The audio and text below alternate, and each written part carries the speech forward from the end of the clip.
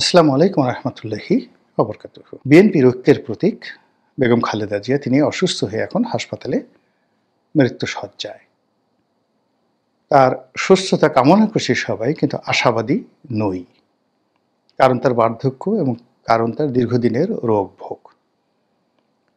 তার শরীরের পরতে পরতে সারা জীবনের যে রোগবালাই সেগুলো এখন এমন একটা পর্যায়ে চলে এসেছে যে তার পক্ষে নতুন করে ঘুরে দাঁড়ানো এবং নতুন করে আবার হাসি মুখে নেতাকর্মীদের সঙ্গে কথাবার্তা বলা প্রায় অসম্ভব।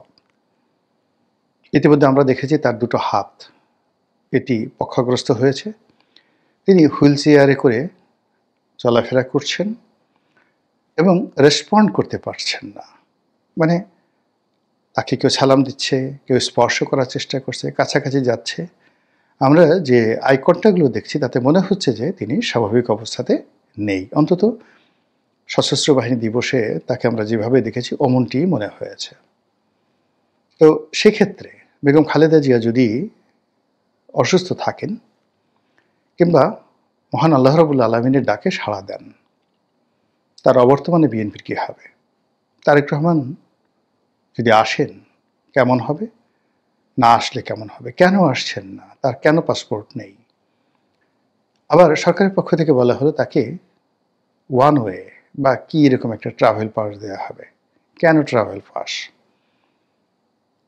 একটি পাসপোর্ট তৈরি করতে কিংবা এটি ভোটার আইডি তৈরি করতে এখন যে প্রযুক্তি 1 মিনিট সময় লাগে।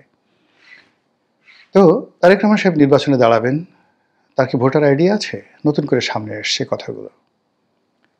তার পাসপোর্ট নিয়ে নানা রকম কথা হচ্ছিল, তার ব্রিটিশ নাগরিকত্ব নিয়ে কথা হচ্ছিল, এবং ব্রিটেনে তিনি যে পলিটিক্যাল অ্যাসাইলেমে আছেন সেটি নিয়েও কথা হচ্ছিল। আসলে তিনি কে, কী অবস্থায় আছেন? তিনি কি ব্রিটিশ নাগরিক, নাকি ব্রিটেনে আশ্রয়প্রাপ্ত একজন শরণার্থী যার একটি সাধারণ আইডেন্টি কার্ড আছে? শরণার্থী হিসেবে কোনো একটা দেশে যেতে হলে তাকে সেই ট্রাভেল পাস নিয়ে, ব্রিটেনের ট্রাভেল পাস নিয়ে তাকে যেতে হয়, যেভাবে অতীতে তিনি সৌদি আরবে গেছেন উমরা করার জন্যে। তো সেটা অর্থাৎ ব্রিটেনের ট্রাভেল পাস নিয়ে তিনি সৌদি আরব গিয়েছেন। এখন ব্রিটেনের সেই ট্রাভেল পাস নিয়ে যদি তিনি বাংলাদেশে আসেন তাহলে তো হৈ হৈ রই রই পড়ে যাবে। যারা সমালোচক তাদের মুখে খই ফুটবে। আবার তিনি যদি বাংলাদেশের ট্রাভেল পাস নিয়ে আসেন তখন প্রশ্ন আসবে, কেন ট্রাভেল পাস? তিনি পাসপোর্ট নিলেন না কেন? তাহলে কি তার ভিন্ন কোনো পাসপোর্ট আছে নাকি নেই? এরকম হাজারো নির্মম প্রশ্ন সামনে চলে এসেছে। আর অন্যদিকে মৃত্যুশয্যায় তার মায়ের যে করুণ আরতি, এটি দেশবাসীকে কাঁদাচ্ছে। এরই প্রেক্ষিতে নির্বাচনের যে ডামাডোল, ইলেকশন কমিশনের যে কর্মব্যস্ততা, বিশেষ করে প্রধান নির্বাচন কমিশনের যে দৃঢ়তা এবং তার যে উৎসাহ উদ্দীপনা একটি নির্বাচন অনুষ্ঠানের জন্যে, কিংবা প্রধান উপদেষ্টার যেটা কমিটমেন্ট সারা দুনিয়াকে কাঁপিয়ে দেওয়ার জন্য তিনি একটি অভিনব নির্বাচন করবেন, অবিস্মরণীয় নির্বাচন করবেন, যুগান্তরী নির্বাচনী করবেন, যেন পৃথিবী অবাক বিস্ময়ে তাকিয়ে দেখে যে এটি বাংলাদেশে হলো কি করে। আর ডক্টর মোহাম্মদ ইউনূসের মতো মানুষের পক্ষে এ ধরনের একটি নির্বাচন করানো সম্ভব। এরকম একটা ল্যান্ডমার্ক তিনি স্থাপন করতে চাচ্ছেন, এরকম একটি মাইলস্টোন তিনি প্রতিষ্ঠা করতে চাচ্ছেন। ঠিক সেই সম্ভাবনাটা একেবারে শেষ মুহূর্তে এসে মনে হলো মুখ থুবড়ে পড়েছে। যেটা বলছিলাম, আমাদের দেশের যে চিরাচরিত প্রথা, সেই প্রথা অনুযায়ী একটি প্রবাদ রয়েছে, তীরে এসে নৌকা ডুবে। আপনারা যারা এটা শুনেছেন তারা তো জানেনই, আর যারা প্র্যাকটিক্যালি এরকম কয়েকবার এরকম বিপদের মধ্যে পড়েছেন তারা জানেন যে কেন তীরে এসে নৌকা ডুবে। আমি ভাটি অঞ্চলের মানুষ। নৌকা আমার জীবনের অপরিহার্য অংশ ছিল, জীবনের একটা বিরাট সময় পর্যন্ত। তো সেই নৌকার বিভিন্ন রূপ, বর্ষাকালে ব্যক্তিগত নৌকার রূপ, তারপর কোনো বড় নদী পারাপারের জন্য যে খেয়া হিসেবে পাবলিক ট্রান্সপোর্ট হিসেবে নৌকা যে ব্যবহৃত হয় সেই নৌকার এক রূপ, আর যাত্রীবাহী নৌকার আরেক রূপ। সবই দেখেছি, যেটা দক্ষিণাঞ্চলে সেই লং ডিস্টেন্স, দীর্ঘ যাত্রার জন্য যে নৌকাগুলো থাকে সেগুলিকে বলা হয় গয়না, গয়না নৌকা। এখন সেগুলো নেই। তো বিশেষ করে খেয়া পারাপারের ক্ষেত্রে, অর্থাৎ ছোট একটি নদী বা খাল পারাপারের জন্য যে পাবলিক ট্রান্সপোর্ট থাকে, এখানে প্রচণ্ড ভিড় হয় হাটবারগুলোতে। বাজার নিয়ে, সওদা নিয়ে লোকজন ফিরে আসে, অথবা বাজার সওদা করার জন্য এপার থেকে ওপারে যায়, এবং এসব ক্ষেত্রে প্রায় নৌকাডুবি ঘটনা ঘটে এবং তীরে এসে। মূল কারণ, সবাই একসঙ্গে নামতে চায়, খুব দ্রুত তীরে নামতে চায়, খুব দ্রুত মাল সামান নিয়ে তীরে পৌঁছানোর জন্য যে তার অধৈর্য মনোভাব, এই অধৈর্য মনোভাবের কারণে একজন আরেকজনকে ছাড় দিতে নারাজ, এবং ধাক্কাধাক্কির কারণে কি হয়, নৌকাটা ডুবে যায়। এবং খুবই অল্প পানিতে এই নৌকা ডুবে, মানুষ মরে না, মাল সামান নষ্ট হয়ে যায় এবং যাত্রা ভঙ্গ হয়ে যায়। এই যে তীরে এসে নৌকা ডুবার যে কারণ, সেই কারণটি এখন আমাদের জন্য অনিবার্য হয়ে পড়েছে নির্বাচনের ক্ষেত্রে। আজকে নভেম্বরের 30 তারিখে যে ভিডিওটি করছি, হাতে আর মাত্র 15 দিন বা বড় জোর 12-13 দিন আছে নির্বাচনের তফসিল ঘোষণা, অ্যাজ উই ওয়ার এক্সপেক্টেড, আমরা যেভাবে আশা করেছিলাম। সেটি যে হচ্ছে না, এটি এখন বাংলাদেশের বদ্ধ উন্মাদ তারাও বুঝেন। আর এই জিনিসগুলো কেন হচ্ছে না, এখানে প্রকৃতি কতটা দায়ী, এবং আমাদের কর্ম কতটা দায়ী, আমাদের অধৈর্যতা কতটা দায়ী, আমাদের যাকে বলা হয় তীরে নামার চেষ্টা কতটা দায়ী, এটি আপনারা ভালো করে বুঝেন। কিন্তু বাস্তবতা হলো যে এখন আজকের এই দিনটি পর্যন্ত যে পরিবেশ পরিস্থিতি, সেই পরিবেশ পরিস্থিতি বিএনপিকে নিয়ে, তারেক রহমান সাহেবকে নিয়ে, বেগম খালেদা জিয়াকে নিয়ে যে একটা ধোঁয়াশা তৈরি হয়ে গেছে, এবং এই নির্বাচনে নিশ্চিত যে বিজয়ী দল সামনে যেটি হতে যাচ্ছিল, সেখানে বিএনপি, সেই বিএনপিকে নিয়ে যদি এরকম একটা অনিশ্চয়তা তৈরি হয়, কাজেই বাকি দলগুলোকে নিয়ে, জামাতকে নিয়ে, এনসিপিকে নিয়ে, এবি পার্টিকে নিয়ে বা খেলাফত মজলিসকে নিয়ে একটি নির্বাচন করব আমরা সবাই। সে নির্বাচনে আমিরে জামাত হবেন প্রধানমন্ত্রী। নামটা কেমন একটু শুনুন তো। গণপ্রজাতন্ত্রী বাংলাদেশ সরকারের মাননীয় প্রধানমন্ত্রী ডক্টর শফিকুর রহমান, কেমন শোনায়? কিংবা গণপ্রজাতন্ত্রী বাংলাদেশ সরকারের মহামান্য রাষ্ট্রপতি জনাব এটিএম আজাহার, কেমন শোনায়? কিংবা ধরুন প্রধানমন্ত্রী, গণপ্রজাতন্ত্রী বাংলাদেশ সরকারের প্রধানমন্ত্রী এবি পার্টির জনাব মুজিবুর রহমান মঞ্জু, কেমন শোনাচ্ছে? অথবা চিন্তা করুন যে গণপ্রজাতন্ত্রী বাংলাদেশ সরকারের মাননীয় প্রধানমন্ত্রী জনাব জুনায়েদ সাকি, কেমন শোনায়? এই জিনিসগুলো হয় কি না এই মুহূর্তে? যদি হয় আলহামদুলিল্লাহ, আর যদি না হয় তাহলে একটা ভ্যাকিউম রয়েছে, আপনার মন কাজ করছে না, এবং আপনি যতই চেষ্টা করেন সেই চেষ্টা ফলপ্রসূ হবে না। ছোট্ট একটা উদাহরণ দিয়ে আজকের এই ভিডিওটি শেষ করব।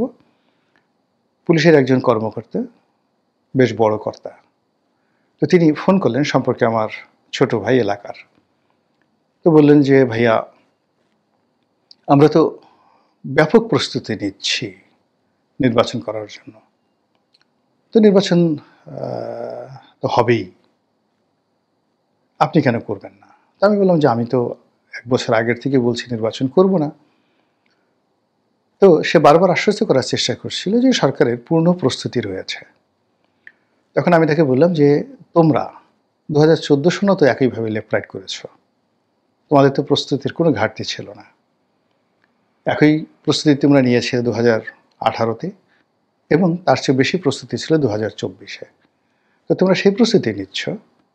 তো ভদ্রলোক আমার কথা শুনে একেবারে স্টপ হয়ে গেলেন। তারপর আমি বললাম যে আগের নির্বাচনগুলোতে যারা যারা প্রার্থী ছিলেন সেখানে শত চেষ্টা করেও ধারাবাহিকভাবে ভোটারের উপস্থিতি এমনভাবে কমেছিল যে 2024-এর আমির নির্বাচনে 5 থেকে 6 ভাগ 5 to 6% যারা ভোটার এর বেশি উপস্থিত হয়নি।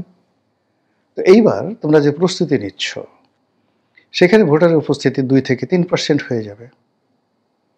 বাকি ভোট তোমরা কিভাবে ম্যানেজ করবে? আগে তো সিল পিটাতে, বাক্স ভরতে, রেজাল্ট শিট তৈরি করে তারপর ঘোষণা দিতে। এবছর কি সেটার কোনো প্র্যাকটিস তোমরা করছো? বলে না। কিংবা তোমাদের কারো ইচ্ছা আছে যে কোনো প্রার্থীর পক্ষে সিল বা ব্যালট পেপার তোমরা মারবে এবং ফল ঘোষণা করবে? বলে যে না। তাহলে কি হবে? 2%, 3%, 4% বা 5% ভোটারদের সেই ভোট নিয়ে একটি সরকার গঠিত হবে এবং সেই সরকার বাংলাদেশ চালাবে 24 ঘন্টা। এটা কোনো বদ্ধ উন্মাদও বিশ্বাস করবে না এবং মেনে নেবে না। এরকমই একটা অনিশ্চয়তার মধ্যে যখন আমরা পড়ে গেছি, ঠিক সেই সময়টাতে আমাদের কি করা উচিত? আপনি আমি ভাবলে হবে না। রাষ্ট্রের যারা কর্ণধার, রাষ্ট্রের স্টিয়ারিং যাদের হাতে, তাদেরকে সেই সিদ্ধান্তটি নিতে হবে। সম্মানিত দর্শক, 2025 সনের নভেম্বর মাসের 30 তারিখ সন্ধেবেলায় যখন এই ভিডিওটি করছি তখন এই গত 3-4 দিন আগের আমাদের যে স্বপ্ন, আমাদের যে দৃঢ়তা, আমাদের যে অঙ্গীকার যা কিছু ছিল সব 180 ডিগ্রি অ্যাঙ্গেলে উল্টে গিয়েছে। বেগম জিয়ার অসুস্থ হওয়ার পূর্ব পর্যন্ত দেশের মোটামুটি সব মানুষই বলার চেষ্টা করেছেন অল্প কিছু লোক ব্যতিরেকে নির্বাচনের তফসিল ঘোষণা হচ্ছে, প্রার্থীরা মাঠে চড়িয়ে বেড়াচ্ছেন, বিএনপির প্রার্থীরা শক্তিশালী অবস্থানে আছেন এবং অনেক ক্ষেত্রে বিএনপির প্রার্থীরা সেই নিজেদের মধ্যে পারস্পরিক যে দ্বন্দ্ব এবং সংঘাত এটি তারা করেই চলেছেন। অনেক এলাকাতে প্রার্থীর পরিবর্তন হওয়া দরকার বলে অনেকে বলার চেষ্টা করছেন এবং বিএনপি যে সকল আসনে প্রার্থী মনোনয়ন দেয়নি এরকম 63টি আসনে কারা মনোনয়ন পাচ্ছেন? বিএনপির লোক, জামাতের লোক, এনসিপির লোক নাকি অন্য কেউ? এসব নিয়ে আলাপ আলোচনা তুঙ্গে। তার সঙ্গে সঙ্গে ডিসেম্বর মাসের 15 তারিখের মধ্যে নির্বাচনের তফসিল ঘোষণা করা হবে।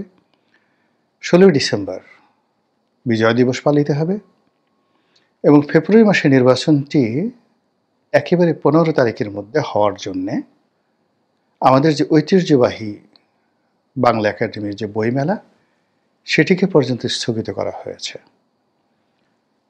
নির্বাচনের তোড়জোড় চলছিল এবং সেই তোড়জোড়ের সঙ্গে পুলিশের লেফট রাইট, বিজিবি তাদের মহড়া, কিভাবে নির্বাচন হবে সেই মহড়া, আর পোলিং এজেন্ট, রিটার্নিং এজেন্ট তাদের কর্মতৎপরতা, একই সঙ্গে ডিসিএসপি পদে নতুন নিয়োগ এবং সেই যাকে বলা হয় লটারির মাধ্যমে এসপি পদে নিয়োগের যে অভিনব পদ্ধতি, এটা নিয়ে সারা দেশ মাতাল ছিল।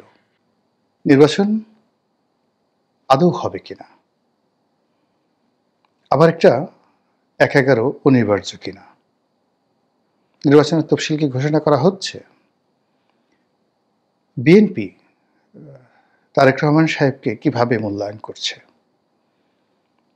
এবং তার বিরুদ্ধে যে সকল প্রচারণা বিএনপি বিরোধীরা চালিয়ে যাচ্ছে, লন্ডনে বসে আর এই দেশ চালানো যাবে না, লন্ডনে বসে কোনো সিদ্ধান্ত নেওয়া যাবে না, এ সকল কথাবার্তা যারা বলছেন তাদের রাগ, ক্রোধ ক্রমশ বেড়ে যাচ্ছে এবং জনগণকে আরও বেশি করে তারেক রহমান বিরোধী প্রচারণায় অংশগ্রহণ করানোর জন্য বিএনপি বিরোধী শক্তি একজোট হয়ে পড়েছে। ঠিক মহান আল্লাহ আমাদের সবাইকে হেদায়েত দান করুন এবং হেফাজত করুন। আসসালামু আলাইকুম ওয়া রাহমাতুল্লাহি ওয়া বারাকাতুহু।